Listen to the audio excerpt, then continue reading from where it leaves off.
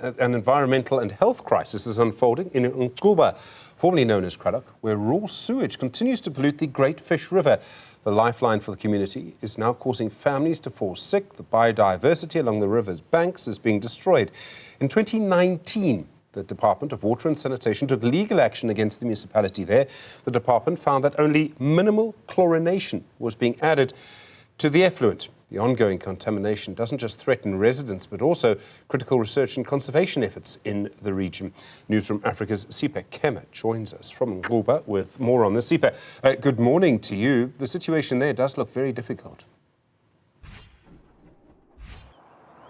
Oh, absolutely, Stephen. As you can see just behind me, this is where parts of the sewage that's filling up and affecting the community, but also the river banks of the Great Fish River. As you can see, we can see that there is a pipe that has been burst that has sewage coming from this community.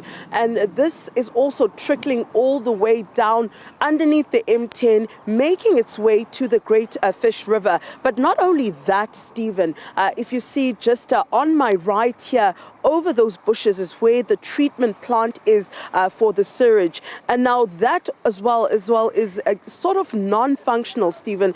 Also sewage spilling over, also heading on to the Great Fish River, as you mentioned, that affecting the environment and also the biodiversity in there. Of course, we know that the Great Fish River, as much as it stretches on for 690 kilometers all the way through to Grahamstown of Makanda and right through to your Port Alfred side, is a river usually used for research purposes by universities in the province when it comes to environmental affairs, and also nature conservation is also part of it in the Great Fish River. But talking about more, we'll talk about that later when we speak to an environmental specialist. But now we're going to talk about how exactly this is affecting the community, Stephen. I mean, as I'm standing here talking to you, and the times I've been standing here, the smell has just been overpowering, and it really is awful, Betty. And how long has this been going on for? This has been going on for years. It's been reported to the Cradock District Municipality.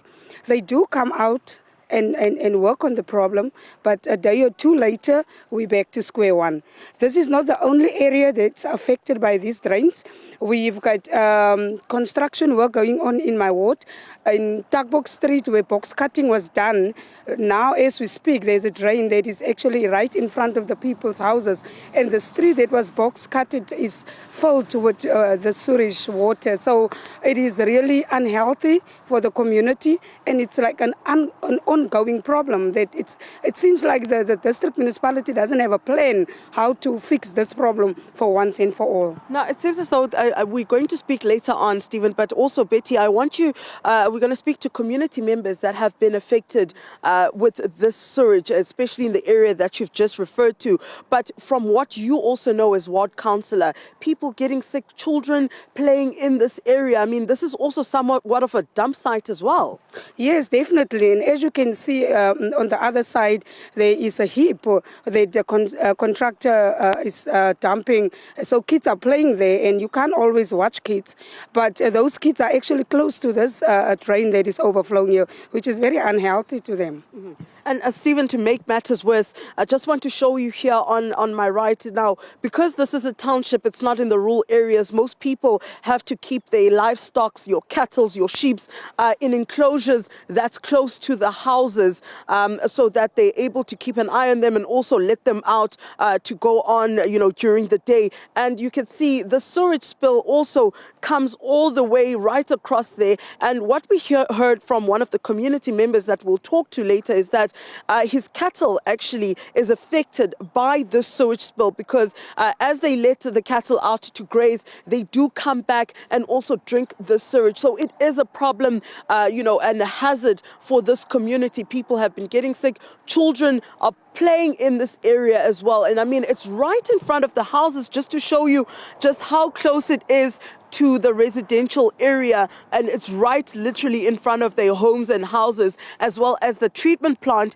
that is usually not functioning, and that's exactly what we're going to talk to the municipality about. But when we come back, Stephen, we will talk to the community members that have been affected by this sewage spill, and then later on we'll also reach out to an environmental specialist, and they're going to tell us how exactly this is affecting the Great Fish River, as well as the biodiversity there, and the ongoing researches that take place in this river. And then also the Minister of Water and Sanitation, Phemi Matjodina, is also in the Eastern Cape. She'll later be in Makhanda, and that's where we'll also stop for a comment regarding this. And also you mentioned, Stephen, that in 2019, the Department of Water and Sanitation did lodge legal action against Nxuba, local municipality, regarding polluting the Great Fish River. We're going to talk to them about that as well, Stephen. Sipha, Kema, thank you very much. Indeed, an eye-opening report on the situation that so many people